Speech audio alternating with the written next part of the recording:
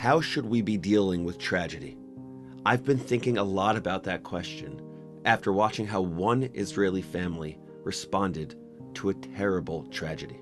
What happened? Leo and Lucy Dee, along with their 5 children, were traveling from Efrat to Tiberias on a family trip. In one car was Lucy with her daughters 20-year-old Maia and 15-year-old Rina. In the other car, just ahead, was Rabbi Leo Dee and the rest of the siblings, Karen, Tali, and Yehuda. Lucy and her 2 daughters were driving through the Jordan Valley when Palestinian gunmen opened fire at their car, killing Maia and Rina and critically injuring Lucy. Several hours later that same day, an Arab-Israeli man drove his car into a group of tourists in Tel Aviv. 3 days later, on April 10th, Lucy Dee died from her wounds. After finding out his wife had died the day after he buried his 2 daughters, Rabbi Dee gave a speech from the hospital declaring April 10th Dee's Day, a day to differentiate between good and evil, right and wrong. We will never accept terror as legitimate. We will never blame the murder on the victims. There is no such thing as moral equivalence between terrorist and victim. The terrorist is always bad. In the aftermath of the tragedy, Rabbi Dee and his surviving children showed unbelievable strength and courage. The ways they responded are almost incomprehensible to me.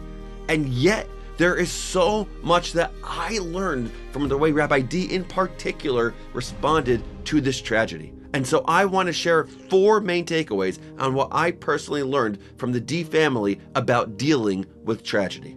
Now let's be clear here.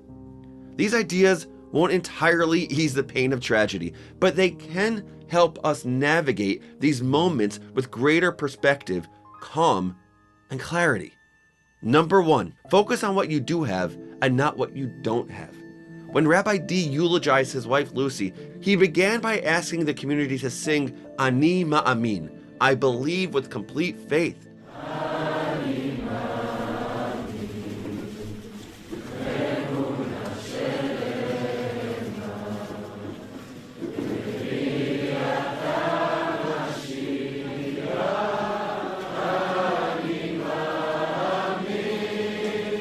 It was the ultimate reversal. At this moment, after losing his wife and 2 daughters, he's the person who should be needing the most comfort from others, and yet he is giving faith, comfort, and security to everyone else. Less than 48 hours earlier, at Maia and Rina's funeral, he shared how and why he continues to have emunah, faith, in the face of unspeakable tragedy. There is one main formula for emunah.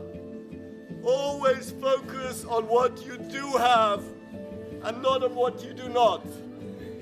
And I still have 3 wonderful children. Of course, appreciating what we still have doesn't take away the pain of what we've lost. It's a challenging and difficult idea, both in theory and practice. But focusing on what we still have is one tool we can use in a time of tragedy to find emunah, to find faith and comfort.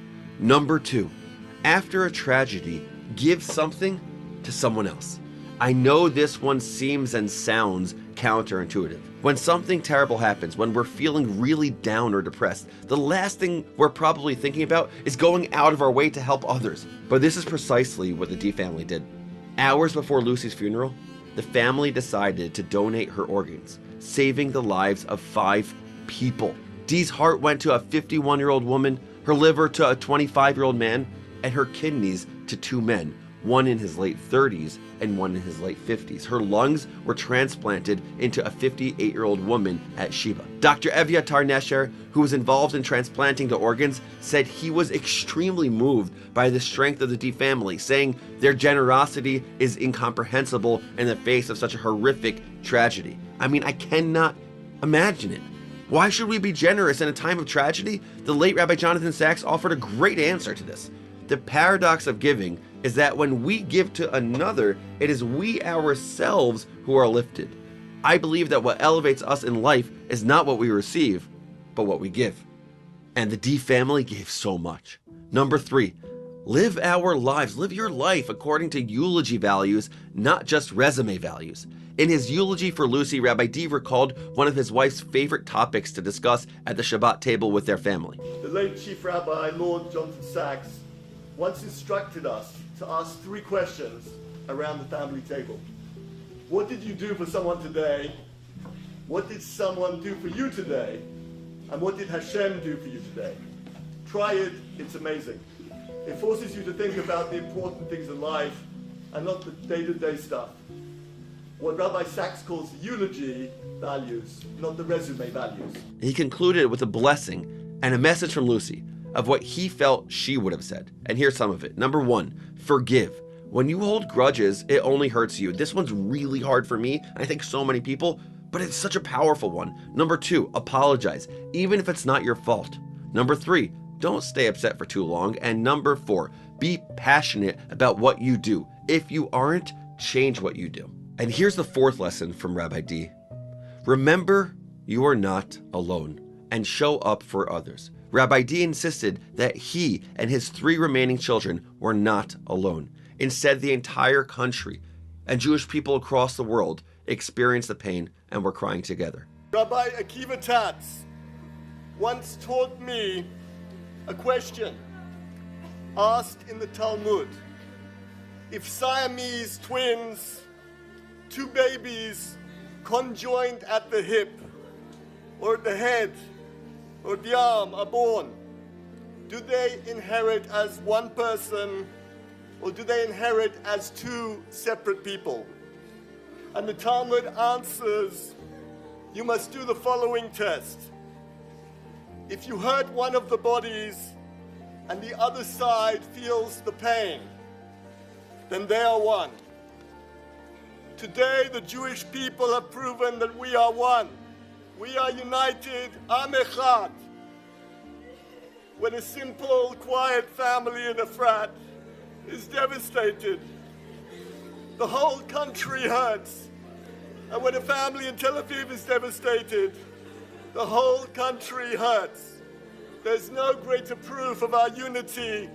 Am Yisrael Chai. The outpouring of support and condolences the family received had proven that. He also called on the entire Jewish world and everyone who felt the pain, not just Jewish people, to show their support by posting a picture of an Israeli flag. So how would I like you to celebrate Dee's Day this year? If you feel that it was wrong to shoot dead at close range 3 beautiful innocent young ladies in the prime of their lives, then please post a picture of you or your spouse or your children with an Israeli flag. Or just post a picture of an Israeli flag and share it on Facebook, Instagram, or whatever social media app you use. Today I have Israeli flags on my desk to honor the memory of Lucy, Maia, and Rina, to reflect upon the values that Rabbi Dee shared with the world, to acknowledge that yes, pain and suffering are inevitable in life, but Rabbi Dee's reaction felt like something I want to emulate in my life. He said the key to faith is focusing on what you do have. A message like that might be easy for many of us to say. Someone like me, I don't know, it's easy for me to say that, but hearing it from Rabbi Dee after losing 2 daughters and his wife makes me think that maybe it really is possible to have faith like that. And that is something I am going to be thinking about a lot.